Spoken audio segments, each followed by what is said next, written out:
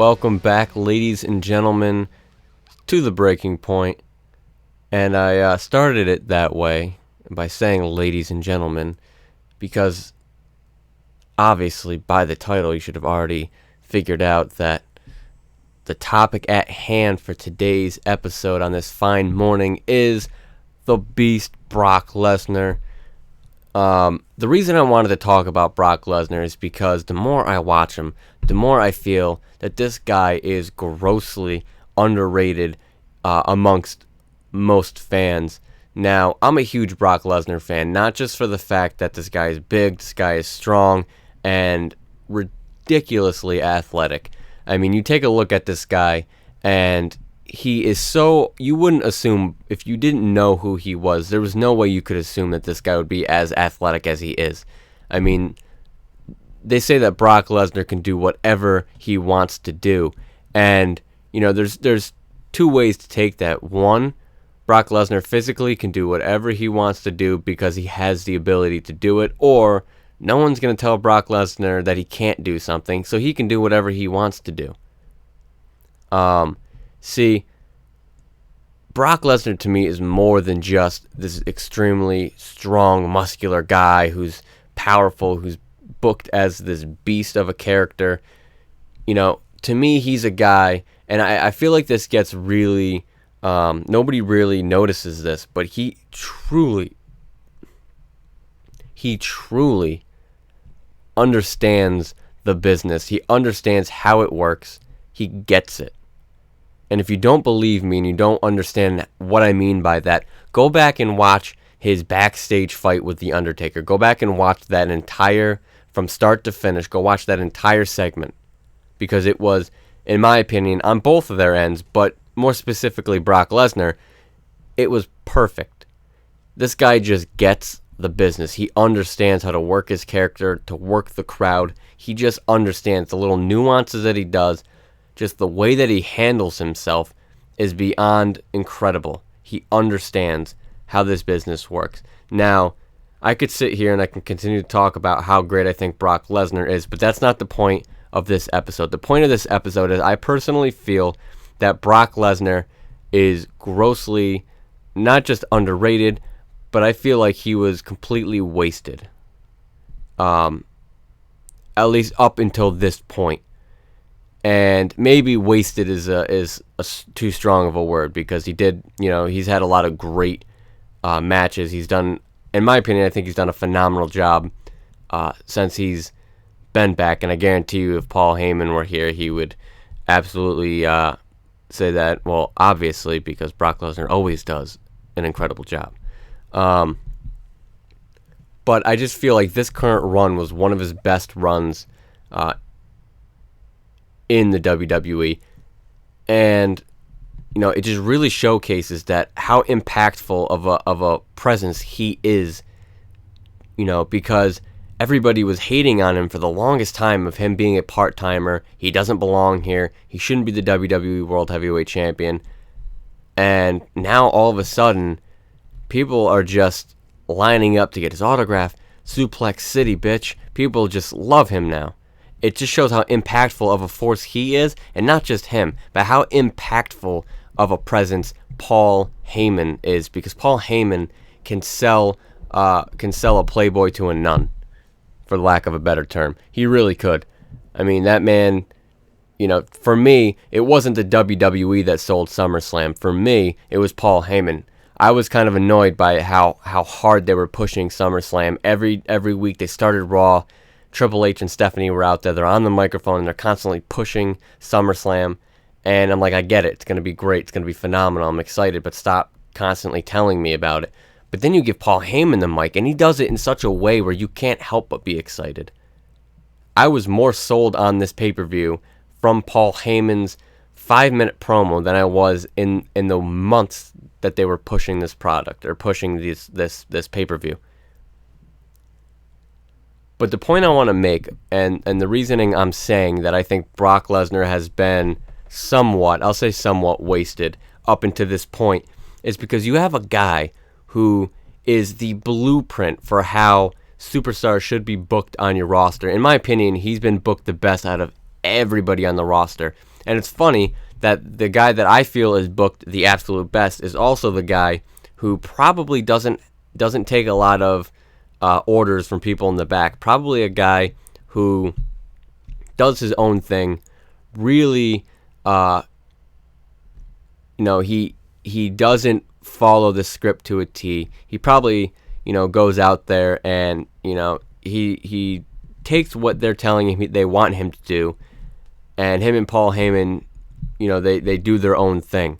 This is a guy who's really been booked because of Paul Heyman's talking and because of his ability to understand the business. I mean, I think people take that for granted. They don't understand that this guy, just those little nuances, the way he sells for a big guy. I mean, this guy, he's putting people over just by the way he's selling things. It's phenomenal. And by doing that and by selling and putting over this guy, he's ultimately putting over himself, because when he beats that person, that makes it just that much more incredible.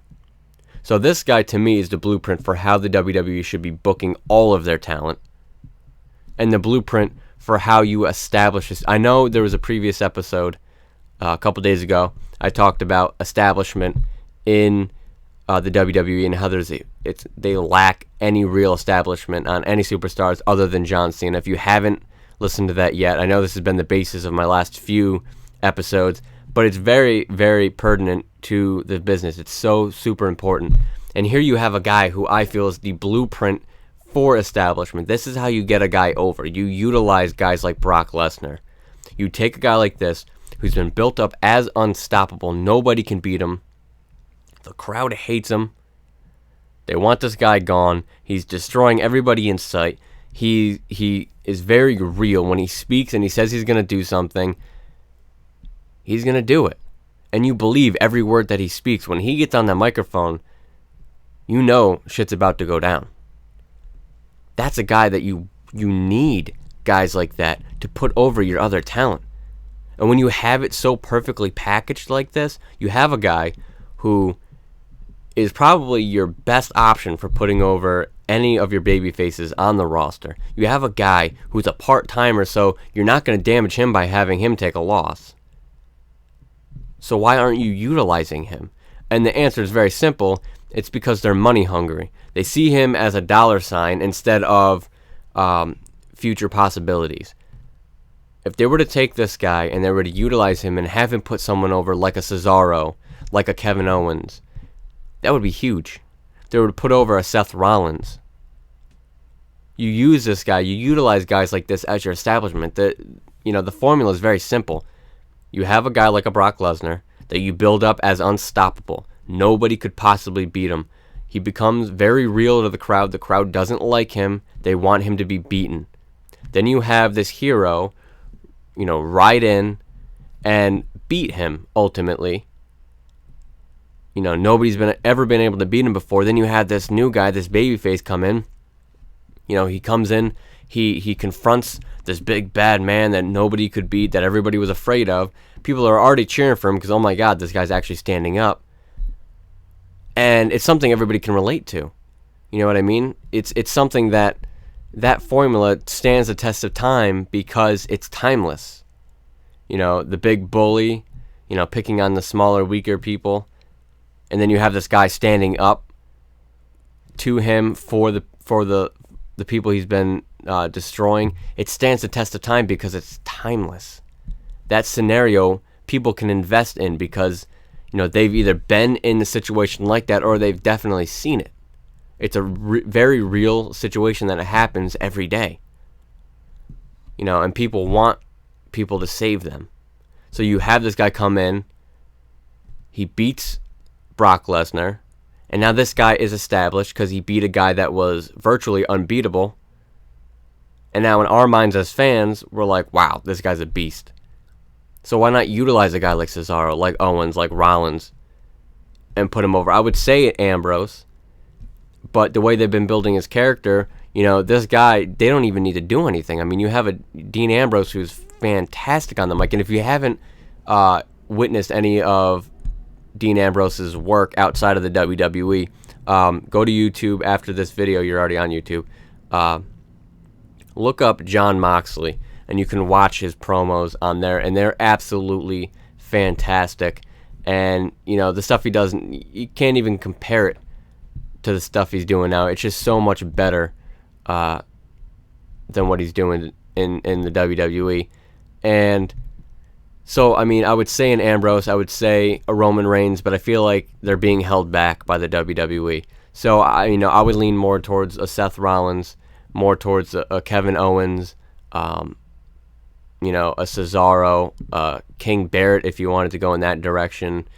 There's plenty of guys on your roster right now that you have a talented roster. There's no reason not to utilize Brock Lesnar in that way, but instead of doing that, they're continuing to push these big name matches. The only reason they're doing Brock Lesnar versus The Undertaker Part 2 is because it sold so well the first time. It's the only reason. I say that he's been wasted up until this point because, to be honest, I feel like there's still a chance for them to utilize him. He can still be used. I don't think it'll be as potent as it would have been the first time around because he was so over. He manhandles Mark Henry, destroys the Big Show with a chair, and then goes on and he beats The Undertaker at WrestleMania. Then you start building him up, and you start building a babyface right behind him. You start having that babyface challenge him every week on Raw, and then you have that babyface go over him.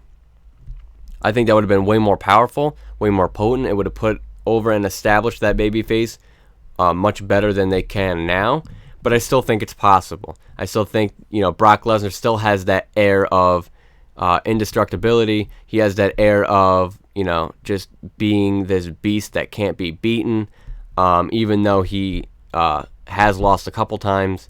The majority of those losses were not actually technically losses.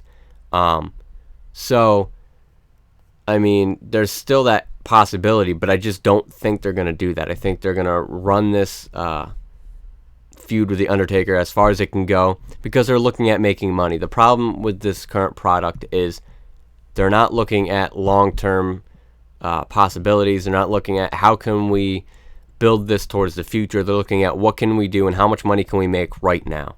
And they see Brock Lesnar, and they're not wrong. Brock Lesnar will bring them in a ton of money right now, but that's doing nothing for the future. Instead of building and trying to get towards the future, they're just focusing on what's going on right now.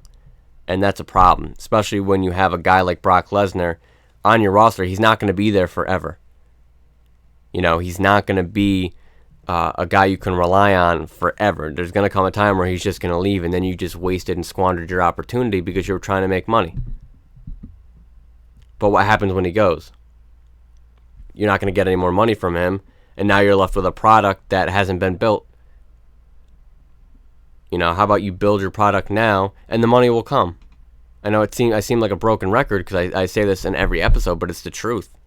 You give us a product we want to watch, and we'll watch. And we'll pay money to watch it. That's how you run a business, as far as I know.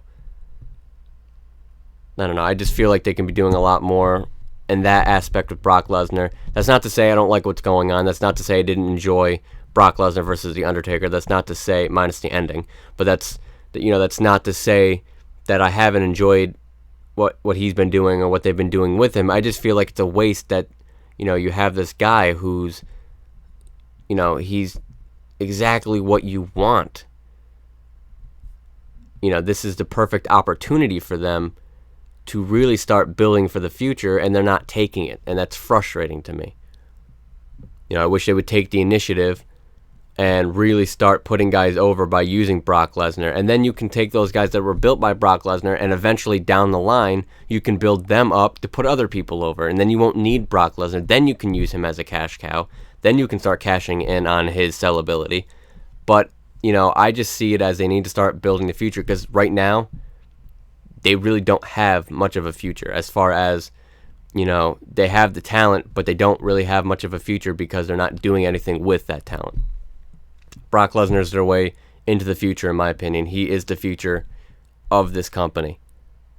And they need to start utilizing him more properly. All right, guys, it is about that time again. We're heading into overtime. But don't cry.